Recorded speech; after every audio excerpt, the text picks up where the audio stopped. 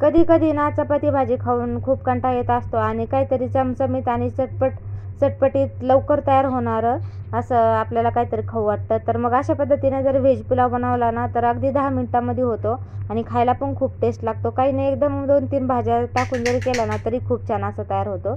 तर चला पटकन आपल्या रेसिपीला सुरुवात करूया. हाय, हॅलो, नमस्कार, मी आरती आणि स्वागत आहे तुम्हा सर्वांचं आपल्या चॅनलवरील अजून एका नवीन व्हिडिओमध्ये.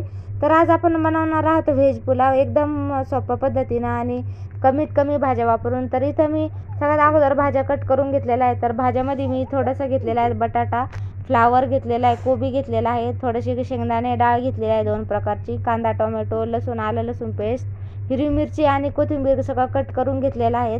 सगळ्यात अगोदर आपल्याला कुकरमध्ये 2-3 चमचा तेल घालून घ्यायचं आहे. जशा आपण पद्धतीने करतो तसं, जशी आपल्याला क्वांटिटी कमी जास्त हवी आहे तशी.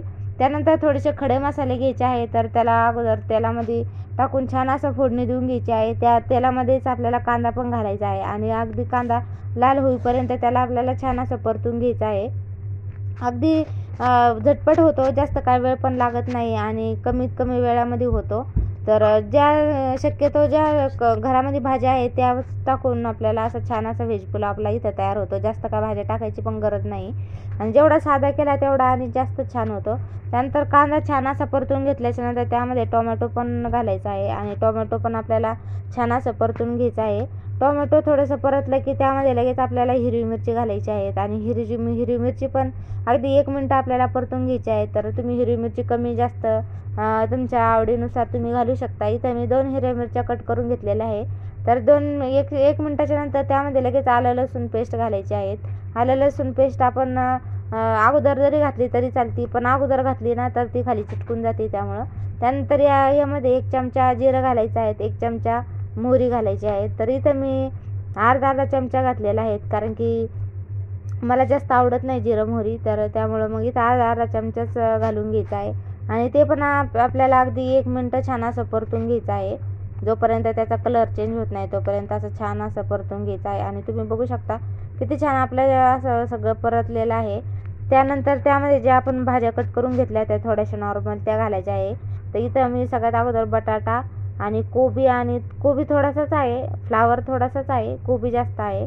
त्यानंतर बटाटा पण आपल्याला अगोदर घालायचा आहे. तर बटाटा अगोदर घालायचा कारण की बटाटा थोडासा कडक असतो त्यामुळे थोडासा अगोदर मऊ होण्यासाठी.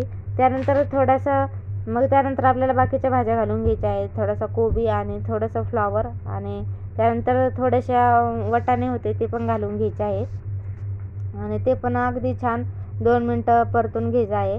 जोपर्यंत आपल्या भाज्या थोड्याशा नरम होत नाही तोपर्यंत ती अगदी 1-2 मिनिटांमध्ये होऊन जातात. एकदम मंद गॅसवरच आपल्याला हे करायचं आहे सगळं, बघू शकता तुम्ही. त्यानंतर हे 2 मिनिटं छान असं परतलं की त्यामध्ये आपल्याला शेंगदाणे आणि 2 प्रकारच्या मी डाळी घेतलेल्या आहे. तर त्या डाळीनं खूपच छान अशी टेस्ट येते त्यामुळं ते पण घालून घ्यायचं आहे. त्यानंतर मसाल्यामध्ये याच्यामध्ये लाल तिखट घातले 1 चमचा मी कांदा लसूण मसाला घातलेला आहे आणि 1 चमचा हळद घातलेली आहे. हे पण आपल्याला 2 मिनिटं छान असं परतून घ्यायचं आहे. एकदम मंद गॅसवरच आपल्याला परतायचं आहे, जास्त आपल्याला गडबड करायची पण नाही आहे आणि जास्त फास्ट केलं की जळण्याची भीती असते. त्यानंतर माझा एक सिक्रेट मसाला घालायचा आहे. तर हा माझा सिक्रेट मसाला आहे जो की मॅगी मसाला. याने इतकी छान टेस्ट लागते ना तर खूपच भारी, एवढी छान टेस्ट लागते ना. तर मी पण याला मागं 2 वेळापासून ट्राय करते. याच्या अगोदर मी याला कधी ट्राय नव्हतं केलं, पण मागं मी 2 वेळा ट्राय केलं तर एवढा छान लागला ना तर खूपच छान. तेव्हापासून मी हाच मसाला घालते. तर त्यानंतर त्याला पण छान 2 मिनिटं असं परतून घ्यायचं आहे. त्यानंतर आपल्याला यामध्ये घालायचं आहे अर्धा लिंबाचा रस. लिंबाचा रस घातल्याने टेस्ट खूपच छान येते. तर बघू शकता तुम्ही तर अर्धा लिंबाचा रस घातलेला आहे. त्यानंतर त्यामध्ये 1 तांब्या गरम केलेलं पाणी घालायचं आहे आणि छान असं आपल्याला हलवून घ्यायचं आहे आणि त्यामध्ये मीठ टाकायला मात्र अजिबात विसरायचं नाही आहे. यामध्ये मीठ पण घालायचं आहे. मलाच कळलं नाही की मीठ यामध्ये मी उशिरा घातलं की लवकर घातलं. तर बघू शकता 2 चमचा असं मीठ घातलेलं आहे. तर फायनली मी 2 चमचा आपल्याला मीठ घालायचं आहे. त्यानंतर वरतून आपल्याला सगळ्यात महत्त्वाचं म्हणजे कोथिंबीर घालायची आहे. तर वरतून इथं मी खूप सारी कोथिंबीर घालून घेतलेली आहे, बघू शकता. कोथिंबीरशिवाय कुठल्या पण भाजीला अजिबात असं हे नाही आहे, कोथिंबीर घालायची. त्यानंतर तांदूळ घालून आपल्याला छान अशा 2 शिट्ट्या करून घ्यायच्या आहेत कुकरच्या.